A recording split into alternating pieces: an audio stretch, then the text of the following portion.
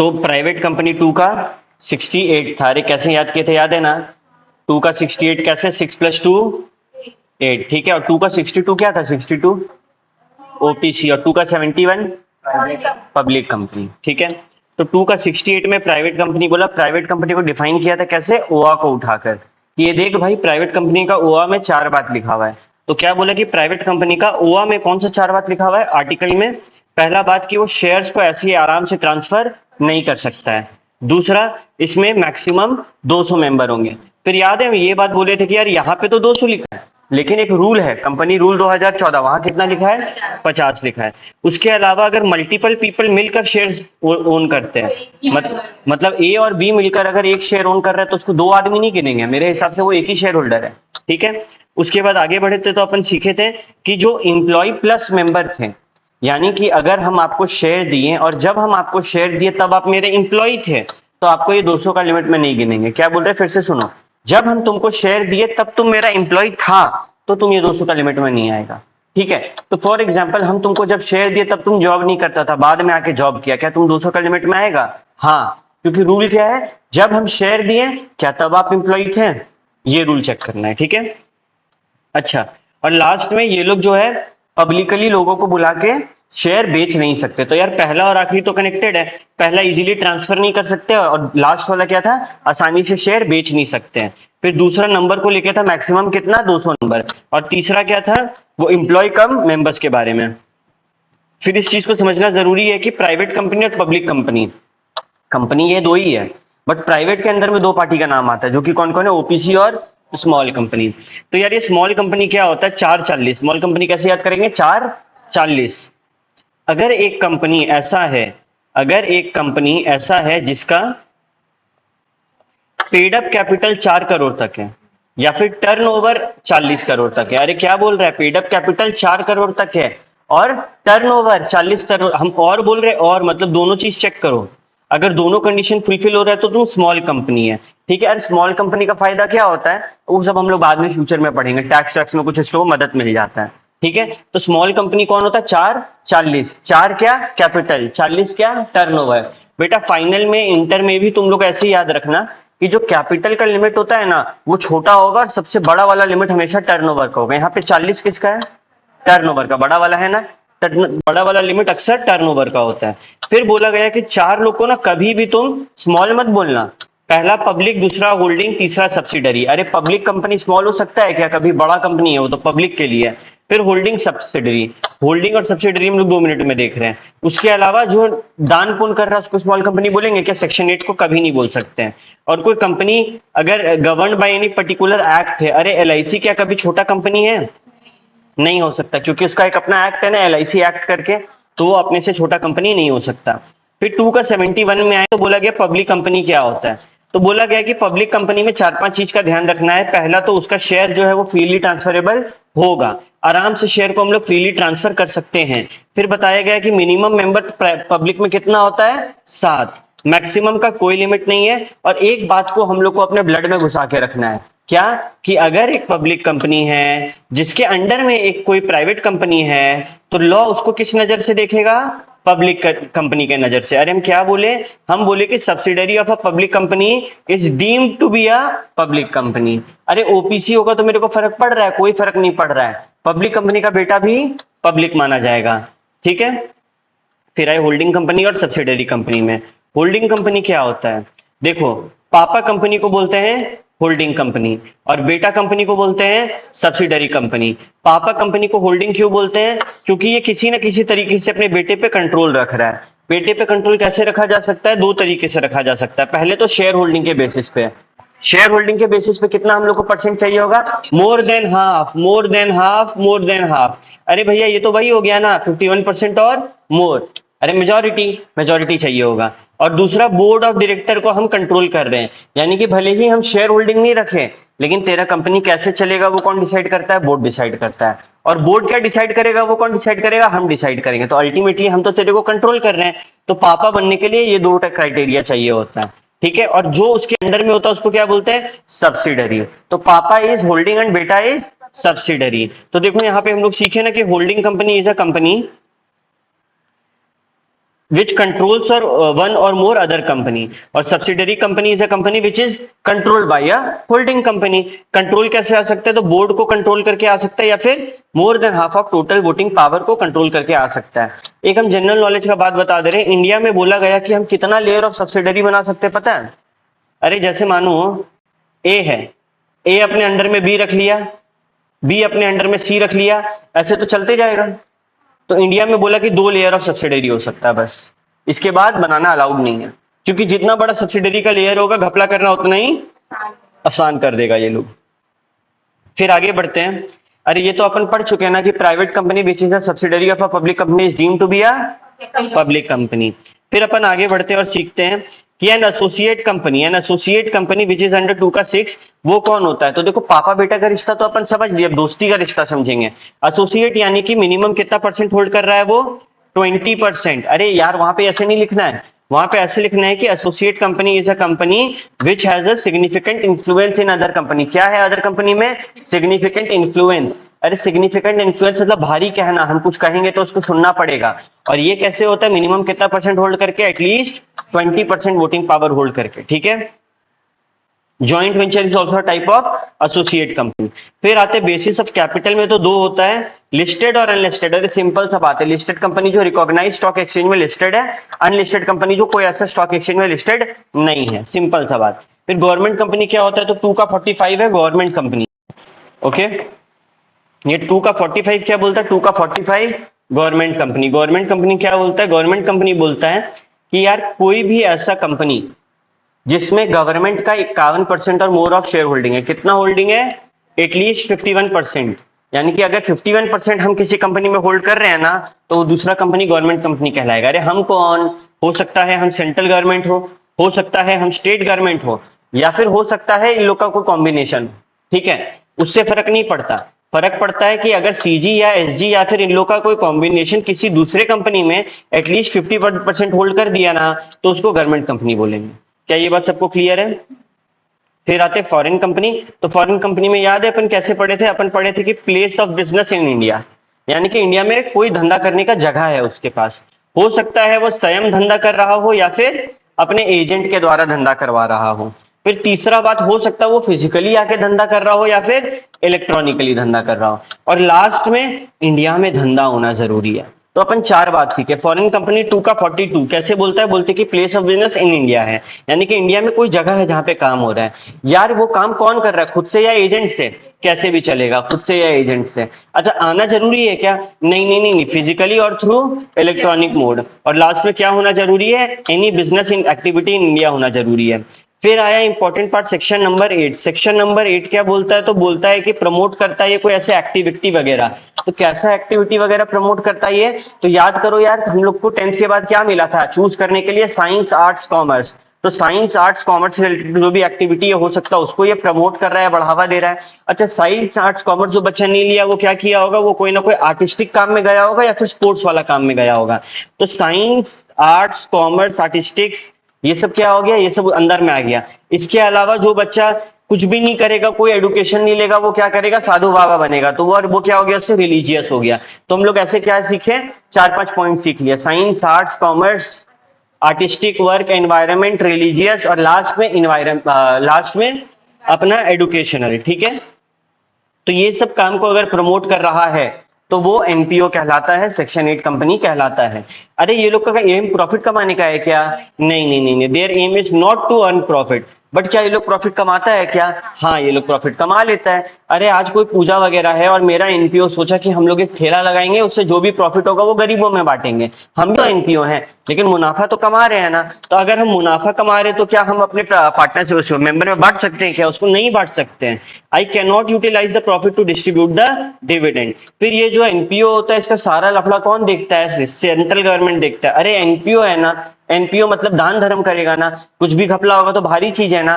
तो हम लोग अरे दान धर्म के नाम पे तो हम करोड़ों उठा सकते हैं, घपला ना कर ले तो सेंट्रल गवर्नमेंट देखता है। क्या मेरे को अपने नाम के पीछे एनपीओ है तो प्राइवेट लिमिटेड या लिमिटेड लगाना पड़ेगा? नहीं नहीं, एनपीओ को ऐसा कोई लफड़ा नहीं है, ठीक है। लेकिन अगर तुम एनपीओ करने में घपलाबाजी करेगा तो जो कंपनी है उस पर फाइन लगता है 10 लाख से 1 करोड़, जो ऑफिसर बदमाशी किया उस पर लगेगा 25,000 से 25 लाख, और फिर इसके अलावा लगेगा सेक्शन 447 447।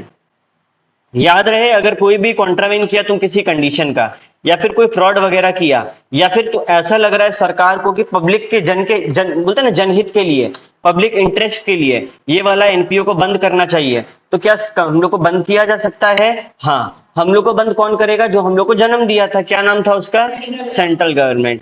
फिर बोला गया कि यार ऐसे ही बंद कर देगा क्या? नहीं, क्या देगा हम लोग को? रूब देगा। रूब बोले तो reasonable opportunity of being heard. क्या देगा? Reasonable opportunity of being heard. अरे सुनवाई होगा, सुनवाई में मेरा पक्ष तो सुना जाएगा। उसके बाद बोला गया कि अगर रिवोकेशन हो गया है तो क्या होगा? बोला गया सेंट्रल गवर्नमेंट के पास ऑप्शन है। अरे आज एक एनपीओ है, उसमें लोग एम्प्लॉय होंगे, अरे काम करने के लिए दीदी आती होगी, अकाउंटेंट होगा, इतना सारा लोग काम कर रहा है, एनपीओ को धड़ाक से बंद कर देंगे तो इन लोग का नौकरी चल जाएगा। तो सरकार पहले कोशिश करेगा कि कोई ऐसा कंपनी जो ऐसे कुछ काम कर रहा है सिमिलर, उसके साथ इसको जोड़ दो। क्या करवा दो? अमेलगमेट करवा दो। कैसे कंपनी के साथ? Which are having the similar objective. फिर भी नहीं हो पाएगा तो क्या करेंगे? वाइंड अप कर दो। अच्छा, अगर मानो ये वाला एनपीओ जिंदा है तो क्या इसको नाम बदलना पड़ेगा? हाँ। अगर तुम एनपीओ नहीं है तो अपने नाम के आगे तुमको क्या लगाना पड़ेगा? या तो प्राइवेट लिमिटेड या फिर लिमिटेड। ठीक है। उसके बाद अपन काम पे आते हैं। तो नॉर्मली जो होता है एक कंपनी, उसको कितना दिन का नोटिस देना पड़ता है? 21 दिन का। लेकिन यहां पर इस कितना दिन का नोटिस देगा एनपीओ? 14 दिन का नोटिस में काम चला सकता है। फिर एनपीओ को ना इंडिपेंडेंट डायरेक्टर का जरूरत है, ना कोई नॉमिनेशन, मतलब कोई कमिटी होता है, इसको कोई चीज का जरूरत नहीं है। ठीक है। और हाँ, पार्टनरशिप फर्म भी सेक्शन 8 कंपनी बन सकता है। फिर अपन सीखे डोरमेंट कंपनी 455। डोरमेंट कंपनी मतलब सोया हुआ कंपनी। अरे यार, ये डोरमेंट कंपनी क्या होता है? तो हो सकता है ये किसी फ्यूचर प्रोजेक्ट के लिए बनाया हो, अभी तक काम शुरू नहीं किए, या फिर ये कंपनी बनाया ही गया है कि कोई एसेट या इंटेलेक्चुअल प्रॉपर्टी राइट को खरीद के हम इसके नाम पे रख सकें। अरे आज हम मानो कोई एआई का कॉन्सेप्ट इंडिया में बना लिए हैं, अब इसको कोई और ना खरीद ले, हमको डर है। मेरा ये एआई का धंधा शुरू होने में भी 10 साल है, लेकिन मेरे को ये कॉन्सेप्ट को ट्रेडमार्क कराना है, इसको बचा के रखना है, तो हमको कोई कंपनी बनाना पड़ेगा। तो वो कंपनी डोरमेंट कंपनी होगा। इसका खासियत क्या है कि यहाँ पे ना नो सैट होता है। एसएटी मतलब सिग्निफिकेंट अकाउंटिंग ट्रांजैक्शन। एक डोरमेंट कंपनी में कभी भी कोई सिग्निफिकेंट अकाउंटिंग ट्रांजैक्शन नहीं होगा, वो हमेशा इनएक्टिव होता है। दो बात बोले, पहला बात बोले कि एक कंपनी में कभी सिग्निफिकेंट अकाउंटिंग ट्रांजैक्शन हो नहीं सकता, दूसरा ये इनएक्टिव होगा। तो एक कंपनी इनएक्टिव है ये कैसे पता चलेगा? बोला गया कि अगर लास्ट का 2 साल वो अपना फाइनेंशियल स्टेटमेंट और एनुअल रिटर्न फाइल नहीं किया है। अरे क्या क्या फाइल नहीं किया है? एफएस और एआर, फाइनेंशियल स्टेटमेंट और एनुअल रिटर्न अगर लास्ट का 2 साल फाइल नहीं किया है ना, तो हम मान लेंगे कि वो इनएक्टिव है। उसके अलावा बोला गया, याद है ऊपर बोले थे कि सैट नहीं होना चाहिए, सिग्निफिकेंट अकाउंटिंग ट्रांजैक्शन। तो सिग्निफिकेंट अकाउंटिंग ट्रांजैक्शन क्या होता है? हम बोले कि देखो 4 खर्चा है जो हर कोई करता है, इस 4 के अलावा अगर कोई खर्चा हुआ तो वो सिग्निफिकेंट ट्रांजैक्शन होगा। अरे हम बोल रहे हैं कि significant accounting transaction is other than these 4 thing. ये 4 नहीं है, इसके अलावा सब कुछ है। कौन सा 4? देखो 3 तो खर्चा है। पहला रजिस्ट्रार को देने वाला खर्चा, दूसरा इस एक्ट का रिक्वायरमेंट को फुलफिल करने के लिए कोई पेमेंट कर रहे हैं तो, तीसरा ऑफिस और रिकॉर्ड को मेंटेन करने के लिए खर्चा लगेगा ना रे। ऑफिस को मेंटेन करने के लिए दीदी आएगी ना साफ सफाई करने के लिए, रिकॉर्ड को मेंटेन करने के लिए हमको बुक वगैरह खरीदना पड़ेगा ना, वो सब खर्चा। और इसके अलावा ये सब खर्चा के लिए पैसा कहां से आएगा? शेयर से हम पैसा उठा पाएंगे, तो अलॉटमेंट ऑफ शेयर। तो चार चीज जो है सिग्निफिकेंट अकाउंटिंग ट्रांजेक्शन नहीं होता है, इसके अलावा सब होता है। 3 खर्चा, पहला किसको? रजिस्ट्रार को, दूसरा किसको? एक्ट को, तीसरा किसका? ऑफिस रिकॉर्ड का। और ये सब का पैसा कहां से आएगा? अलॉटमेंट ऑफ शेयर्स से आएगा। फिर आया निधि कंपनी। निधि कंपनी का कीवर्ड क्या है रे? थ्रिफ्ट एंड सेविंग का हैबिट को इनकलकेट करना। क्या बोले? थ्रिफ्ट एंड सेविंग का हैबिट को इनकलकेट करना। अब ये निधि कंपनी जो होता है इसको कौन बनाता है? इसको भी सीजी बनाता है। अरे यार, पहला कंपनी जो सीजी बनाया था वो कौन था? एनपीओ। और दूसरा कौन है? निधि। फिर अपन आगे बढ़ते हैं और समझते हैं पब्लिक फाइनेंशियल इंस्टीट्यूशन क्या होता है। तो लॉ में सबसे पहले बोला गया कि कोई भी ऐसा इंस्टीट्यूशन जो कोई प्रॉपर एक्ट वगैरह से बना है, मतलब ऐसे नहीं कि कंपनी इनकॉर्पोरेट हो गया, पार्लियामेंट में एक एक्ट पास हुआ उसको बनाने के लिए, ऐसे भारी चीज है वो बहुत। और अगर पार्लियामेंट वगैरह का लोचा है तो उसमें किसका कंट्रोल होगा? गवर्नमेंट का, या तो सेंटर का, या तो स्टेट का, या फिर कॉम्बिनेशन का। कितना चाहिए मिनिमम कंट्रोल के लिए परसेंटेज? एटलीस्ट 51%। अरे तो दो चीज होता है जिससे तुम पब्लिक फाइनेंशियल इंस्टीट्यूशन बन सकता है। पहला तो कोई सेंट्रल या स्टेट एक्ट के तहत तुम बना है, दूसरा एटलीस्ट 51% होल्ड कर रहा है। कौन? सीजी या फिर एसजी या फिर इनका कोई कॉम्बिनेशन। अरे यार चार पांच चीज के लिए तो ये लोग बोल दिया जिसमें दो तो एकदम फालतू है। पहला क्या है कि सेंट्रल गवर्नमेंट जिसको बोलेगा वो पीएफआई, दूसरा क्या है सेंट्रल गवर्नमेंट आरबीआई के कंसल्टेशन से जिसको बोलेगा वो पीएफआई। दोनों फालतू बात है, ऐसे ही याद रखना पड़ रहा है। लेकिन तीन चीज नया है। पहला एलआईसी, एलआईसी एक पब्लिक फाइनेंशियल इंस्टीट्यूशन होता है। दूसरा IDFC, infrastructure development financial company limited, भी एक फाइनेंशियल इंस्टीट्यूशन है। लास्ट में यूटीआई। तो LIC, IDFC, UTI, these are examples of what? Public financial institution. तो डेफिनेशन में अपन दो बात लिखेंगे, एक्ट वाला बात लिखेंगे और गवर्नमेंट का बात लिखेंगे, और फिर 5 पॉइंट उसके अंदर में लिखेंगे जिसमें दो तो फालतू है और तीन काम का है। क्या ये बात अपन को याद रहेगा? फिर सवाल उठता है कि प्रमोटर कौन है? तो वो हर व्यक्ति जिसका नाम प्रोस्पेक्टस में प्रमोटर के कॉलम में लिखा हुआ है वो प्रमोटर, या फिर एनुअल रिटर्न में भी एक प्रमोटर का नाम का कॉलम होता है। अगर वहां पे तेरा नाम लिखा हुआ है तो तुम प्रमोटर कहलाएगा। तो अगर वहां मेरा नाम नहीं लिखा हुआ है तुम प्रमोटर नहीं। लॉ बोला नहीं नहीं, अगर तुम किसी भी तरीके से कंपनी का अफेयर को कंट्रोल करता है ना तो तुम प्रमोटर कहलाएगा। तो बोले कि अगर हम कंट्रोल नहीं कर रहे हैं, तो बोला कि अगर तुम कंट्रोल नहीं कर रहा है लेकिन जो डायरेक्टर है वो क्या करेगा तुम डिसाइड कर रहा है। अरे मतलब डायरेक्टर तेरे उंगली पे नाच रहा है, तेरे इशारे पे नाच रहा है ना, तो भी तुम प्रमोटर होगा। अरे ये प्रमोटर कौन है? लॉ बोला कि हम चाहते हैं कि इस कंपनी में को हर कोई जो छुप के चला रहा है ना सामने आना पड़े उसको। तो प्रमोटर का कॉन्सेप्ट आया। प्रमोटर का कॉन्सेप्ट के लिए पहले तो बोला कि प्रोस्पेक्टस और एनुअल रिटर्न उठा के देखो, वहां पे हम एक प्रमोटर के नाम का कॉलम डाले हैं, वहां पे तेरा नाम तो तुम प्रमोटर। लेकिन अगर हम वहां नहीं नाम लिखेंगे तो बच जाएंगे? नहीं, चेक किया जाएगा कंट्रोल है कि नहीं। अगर मेरा कंपनी के अफेयर में कंट्रोल है, मानो मेरा शेयर होल्डिंग 51% है तो हम ही कंट्रोल कर रहे हैं तो हम प्रमोटर हो जाएंगे। अच्छा मानो मेरा कंट्रोल नहीं है लेकिन उसका जो डायरेक्टर है उसको हम नचा रहे कि क्या करना है नहीं करना हम बता रहे, तो भी हम प्रमोट माने जाएंगे। अरे इनफैक्ट ये तक बोल दिया गया कि जिसको आइडिया आता है, जिसको आइडिया आता है कंपनी बनाने का, who conceives the idea of forming the company is also the promoter कहलाएगा वो। और उसके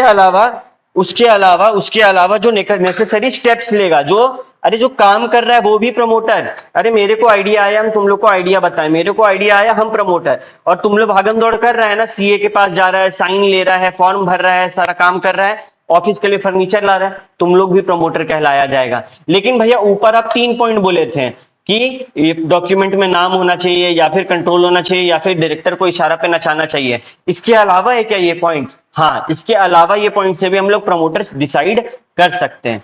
क्या ये बात क्लियर है? ओके। लेकिन फिर बोला गया कि भैया एक बात बताइए, आप बोले कि वो हर व्यक्ति जो कंपनी बनाने में मदद करे वो प्रमोटर। तो यार हम लोग तो सीएमए के पास जाएंगे, एडवोकेट के पास कि भाई हमको समझाओ कैसे क्या करना है, तो क्या उसको भी प्रमोटर बोलेंगे? नहीं नहीं, वो लोग जो काम कर रहा है वो लोग कैसे कर रहा है? प्रोफेशनल कैपेसिटी में कर रहा है। तो अगर कोई व्यक्ति प्रोफेशनल कैपेसिटी में काम कर रहा है तो क्या वो प्रमोटर कहलाएगा? नहीं, तब वो प्रमोटर नहीं कहलाएगा।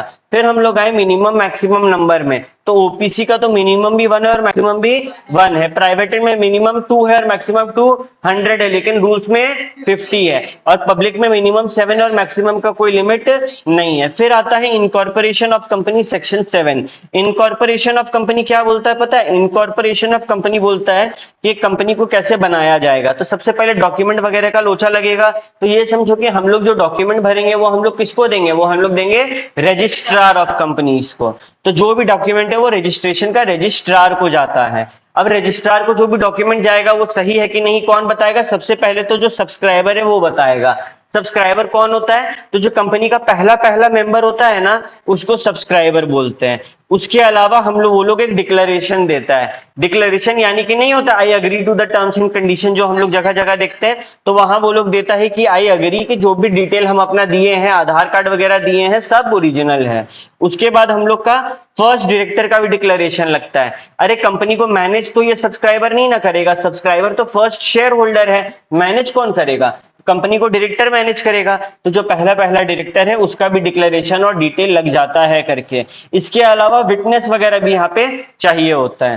फिर हम लोग आते हैं जो एड्रेस है, एड्रेस भी देना होगा ना। अरे यार तेरा रजिस्टर्ड ऑफिस जहां पे है उसका एड्रेस लगेगा ना। अच्छा मानिए भैया मेरा रजिस्टर्ड ऑफिस कहीं और हम रखना चाहते हैं, तो जो कंपनी है वो अपना भेजेगा ना कि हाँ मतलब आपका ये नोटिस भेजेगा, इसका जरूरत है उसका जरूरत है, कहाँ भेजेगा वो एड्रेस मेरे को तुम लोग दो।